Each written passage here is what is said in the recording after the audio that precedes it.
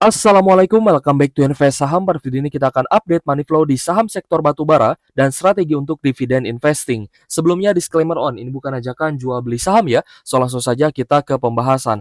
Banyak sekali yang bertanya, kenapa saham AADI malah kembali turun? Padahal ini saham bagus dan berpotensi bagi dividen jumbo. Nah, jadi kita akan awali ya analisa kita dengan saham AADI yang akan kita analisa dengan menggunakan Stockbit Sekuritas, aplikasi saham terbaik yang saya gunakan untuk berinvestasi. Jadi jika teman-teman ingin menggunakan fitur-fitur yang lengkap yang ada di Stockbit untuk investasi, silahkan teman-teman daftar dengan link yang ada di kolom deskripsi ya. So, kita lihat saham AADI ya, sempat mengalami kenaikan dari area low-nya di 7.230-an setelah dia arah 3 kali dan kembali turun ya guys ya. Bahkan ke area low di 7.200-an. So, kita melihat bahwa AADI sempat naik juga di tanggal 27 Desember itu naik 5,8% dan tanggal 30 Desember naik 3,6%.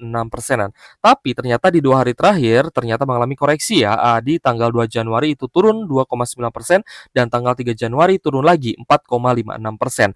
Nah, sepertinya kita melihat bahwa AADI masih akan sideways cukup lama, minimal sampai pengumuman dividen final 2025 guys ya. Karena jika tidak ada dividennya, otomatis AADI ini tidak cocok untuk dividen investing. Tapi kemungkinan besar AADI masih akan bisa bagi dividen karena secara historis memang perusahaan batubara milik Bapak Garibaldi Thohir ini terus membagikan dividen kepada para pemegang sahamnya, terutama untuk pengendalinya. So, untuk AADI kita lihat ya di tanggal 3 Januari kemarin guys ya, dari Bandar Detektor Stockbit di sini ada average atau rata-rata ternyata ada big distribution, yaitu distribusi yang masih besar. Nah, ini adalah alasan utama ya kenapa AADI masih terkoreksi ya, karena adanya distribusi yang cukup besar.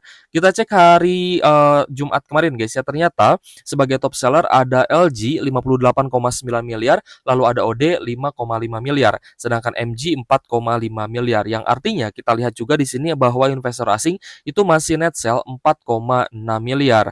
Nah, jadi average atau rata-rata akumulasi atau distribusi yang ada di Bandar Detektor itu menjadi salah satu keunggulan ya dari fitur yang ada di Stockbit yang akan sangat memudahkan kita dalam melakukan analisa sebelum kita berinvestasi. Jadi sebelum kita invest kan kita setidaknya bisa baca teknikal nih dan juga kita juga paham fundamental. Fundamental kita sudah paham ya, ada info terbaru kita langsung bisa cerna gitu ya. Dan langsung saja kita lihat bagaimana pergerakan harga sahamnya. Oh, sahamnya ini sedang mendekati zona supportnya atau harga sahamnya ini ternyata masih di harga yang cukup murah nih. Berarti kan waktunya kita membeli di harga yang ada di saat ini. Tapi kalau misalnya kita lihat ya, memang AADI ini sempat menyentuh di 7.200-an yang sampai saat ini kita anggap bahwa di level 7.000-an itu menjadi harga yang masih worth it untuk kita membeli saham AADI. So, untuk AADI kemungkinan besar masih bisa bagi dividen dan harga sahamnya belum kemana-mana. Jadi sebenarnya ini merupakan kesempatan untuk teman-teman yang masih yakin nih dengan saham perusahaan milik Bapak Garibaldi Thohir ya, atau Boy Thohir, salah satu orang terkaya di Indonesia juga, yang saya rasa memang perjalanannya masih cukup panjang, terutama untuk AADI dan juga ADRO. Tapi memang ada tekanan jual guys ya, yang tadi sudah kita bahas itu dari investor asing. Dan jika kita lihat memang ini cukup wajar karena harga acuan batu bara Coal Ice Newcastle juga mengalami koreksi yang cukup dalam ya, dari area high-nya di 153 US dollar per ton turun sampai di 124,6 USD per ton. Dan alasannya juga bisa kita lihat di sini guys ya. Futures batu bara Newcastle berada di sekitar 125 US dollar per tonnya pada bulan Januari, mendekati titik terendah pada 10 bulan terakhir. Karena pasokan yang melimpah mengimbangi permintaan kuat dari konsumen utama. Data terbaru menunjukkan bahwa produksi Cina rata-rata di 14,27 juta ton per hari pada bulan November, tertinggi dalam catatan. Meningkat tajam ya, 12,28 juta ton per hari pada bulan sebelumnya. Yang menyiapkan tahun produksi batu bara yang memecahkan rekor lainnya pada tahun 2024 bagi produsen tetas dunia. Perkembangan ini terjadi ketika utilitas sudah menghadapi persediaan batu bara yang mencapai rekor tertinggi yang naik 12% ya dalam 2 bulan terakhir. Oktober, sementara itu kekhawatiran bahwa stimulus dari Beijing tidak akan mampu memicu pertumbuhan yang akan membebani konsumsi thermal yang mencapai rekor tertinggi pada tahun 2024. Selain itu, permintaan semakin tertekan oleh curah hujan yang melimpah di pusat-pusat manufaktur utama Cina, memungkinkan tenaga hidroelektrik lebih disukai daripada tenaga batu bara. Jadi pembangkit listrik tenaga air memang untuk level saat ini ya itu masih sangat diminati dan karena curah hujan yang tinggi guys ya. Jadi batu baranya mungkin kurang laku ya atau pembelian batu bara dari global itu juga menurun ya karena curah hujan yang masih tinggi dan itu pun memang kita rasakan di Indonesia. Oke guys, jadi cukup wajar jika saham-saham sektor batubara mengalami koreksi guys ya. So, bagaimana dengan Adro? Nah, di sini pun kita akan membahas saham Adro guys. Jadi untuk Adro sendiri kita lihat ya, ada koreksi 2,7% close di Rp2.460 per saham dan kemungkinan besar masih akan cukup sideways. Jadi setelah Adro ini bagi dividen jumbo ya, sebelum PUPS dan ternyata setelah PUPS masih bisa bagi dividen. Ini sebenarnya menunjukkan komitmen dari Adro ya guys ya, di mana kalau misalkan memang penghasilan atau net income-nya itu positif, kemungkinan besar Adro kedepannya masih bisa bagi dividen. Kemarin banyak yang bilang ya bahwa Adro kemungkinan besar akan menjadi capital gain play gitu guys. Jadi harganya yang akan dinaikkan. Tapi saya rasa ya jika Adro-nya ini net income-nya masih positif dan masih bisa bagi dividen ya, kemungkinan juga tetap akan menjadi dividen play ya, kecuali banyak aksi korporasi yang dilakukan oleh Adro. Tapi let's see ya apakah itu akan terjadi di Adro atau tidak. Nah, jadi untuk Adaro untuk Alam Tree Resources ya yang memang sudah berganti nama ya menjadi Alam Tree Resources. Untuk Adro sendiri kita lihat memang akan menjadi bisnis EBT dan Adro ini juga di tanggal 3 Januari kemarin ada normal distribution ya, terutama dari YU, ESSA dan juga BK. Tapi kalau misalkan kita cek ya, investor asingnya masih akumulasi, ada BB, CC dan juga PD, lalu ada juga AK ya dengan net buy 15,4 miliar. Jadi meskipun ada koreksi 2,7%, tapi asing masih akumulasi di saham Adro, yang artinya ini kesempatan untuk teman-teman beli saham Adro di bawah harga 2.500. Ini khusus ya untuk teman-teman yang punya conviction tinggi di saham Adro. Kenapa? Karena banyak sekali godaannya ya, banyak sekali saham-saham yang sedang di harga murah di semua sektor, baik itu sektor perbankan, ya batu bara, nikel dan lainnya itu rata-rata harga sedang terdiskon. Gitu guys ya. Tapi yang kita lihat mengalami kenaikan rata-rata adalah saham-saham konglomerat. Nah, Adro dan juga ADI ini merupakan saham konglomerat yang kita lihat kenaikannya masih tertahan gitu ya. Jadi aksi korporasi apa nih yang selanjutnya akan terjadi dan bisa menaikkan saham dari kedua perusahaan ini ya milik Bapak Garibaldi Thohir seperti itu. Jadi untuk saham Adro sendiri ya memang kita lihat masih ada komitmen ya untuk terus bagi dividen, tapi jika pun tidak bagi dividen dan uangnya ya digunakan untuk pengembangan bisnis sebenarnya kita tidak masalah juga gitu guys ya. Karena kita sudah paham Adro ini membutuhkan lebih banyak aksi korporasi ya jika ingin menaikkan harga sahamnya seperti itu. Tapi untuk Adro sendiri memang net buy masih cukup menarik 15,4 miliar, so cukup menarik untuk kita bisa entry buy di bawah 2.500 ya. Tapi kembali lagi disclaimer on dan tetap do your own research. Saham batubara selanjutnya adalah Gems. Nah, ini kan banyak sekali pertanyaan guys ya bahwa target AADI ini bisa saja menyamai Gems. Itu bisa saja terjadi apalagi jika AADI ternyata ya tiba-tiba mengumumkan pembagian dividen jumbo. Nah, itu harganya juga bisa melesat seperti saham Gems. Gems kenapa dia naik sangat tinggi bahkan sempat ya ke sekitar 18 ribuan itu karena Gems ya ternyata ya rutin bagi dividen setiap kuartal. Nah, ini sebenarnya baru kita dapati saja di saham Gems ya. Jadi setelah rilis laporan keuangan misalkan rilis kuartal 1 langsung bagi dividen, rilis kuartal 2 langsung bagi dividen. Ya secara tidak langsung ini membuat FOMO di saham Gems ya dari para investor ya. Begitupun juga teman-teman yang memang suka dengan dividen investing. Pasti mereka masih hold dan jarang sekali menjual saham yang memang rutin bagi dividen termasuk Gems ini. Nah, Gems ini kenapa bisa bagi dividen rutin ya setiap kuartal? Karena ada kepentingan dari pengendali. Pengendali ini ingin mendapatkan keuntungan dari perusahaannya yang listing di Bursa Efek. Ya, cara yang paling legal adalah dengan pembagian dividen. Jadi pengendalinya dapat dividen ya otomatis para pemegang saham ya teman-teman investor retail juga akan dapat dividen dari Gems seperti itu. So untuk Gems kita lihat mulai ada kenaikan lagi setelah cukup lama sideways ya di sekitar 10 ribuan dan untuk level saat ini di Rp11.200 per saham kita lihat ada kenaikan 3,94% ya di hari Jumat kemarin. Ya tanggal 3 Januari 2025 kita lihat memang cukup netral ya. Ada akumulasi dari investor asing, ada PD dan juga AK dan juga BB sebagai top buyer-nya dengan net buy 404 44 jutaan. Kalau misalkan kita berbincang terkait dengan dividen investing, saya cukup yakin ya teman-teman juga sudah cukup berpengalaman nih ya hold saham-saham yang rutin bagi dividen. Contohnya BSSR, Adro, Games gitu guys ya. Ini saham-saham yang tidak luput dari pantauan ya ketika menjelang musim dividen final seperti itu ya.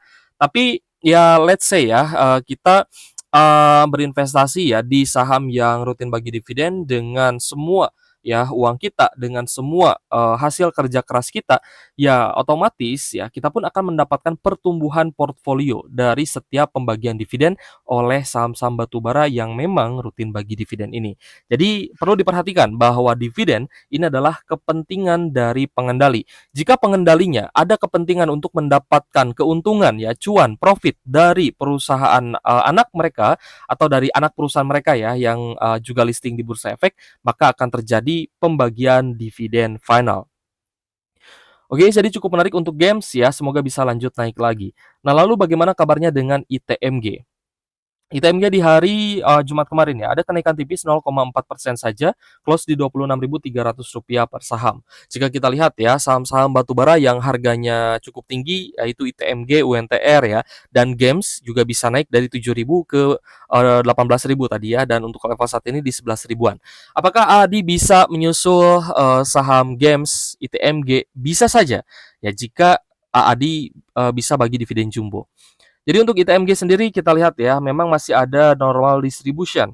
Itu dari investor asing, ada AK, CCBK, dan lainnya. Sedangkan investor retail masih averaging down ya guys ya, ada SQ, YPXL, dan juga XC, lalu ada PD, NI, dan juga EP. So kita lihat memang asingnya masih net sell ya, 904 jutaan saja, tapi memang ini outflow yang tidak terlalu besar. Jadi masih wajar lah ya net sell asing di ITMG ini.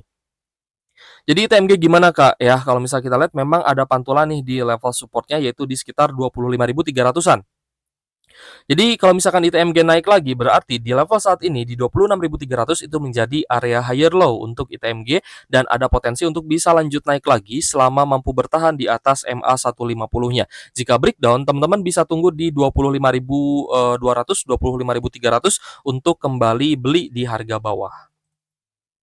Selanjutnya adalah saham Indi. Nah, Indi juga sempat mengalami kenaikan ya di beberapa hari terakhir sejak tanggal 23 sampai 30 Desember, Indi mengalami kenaikan yang cukup menarik. Tapi ternyata mengalami koreksi lanjutan guys ya setelah kenaikan tersebut. Bahkan breakdown di bawah supportnya. So, untuk Indi ya kita coba lihat ternyata masih ada big distribution terutama dari LG, PD, dan juga AK dan net sell asing 459 jutaan. Dan masih ada harapan untuk Indi ini bisa turun lagi ke harga supportnya di 1.300-an. Jadi untuk teman-teman yang ingin averaging down Indi, silahkan tunggu ya di bawah 1.400. Dan teman-teman juga harus incar harga murahnya ya. Jangan sampai teman-teman ketika naik baru semangat beli, tapi ketika turun teman-teman malah melempem gitu ya, malah lemes gitu, tidak mau beli. Padahal averaging down yang baik adalah ketika averaging down di harga supportnya atau mendekati level support, yaitu waktunya untuk teman-teman beli. Tapi kalau misalkan dia masih turun dan tidak ada tanda-tanda akan menjadi area higher low, teman-teman wait and see dulu itu lebih bagus ya. Apalagi kemarin ketika naik dia juga di zona overbought ya atau sudah jenuh beli.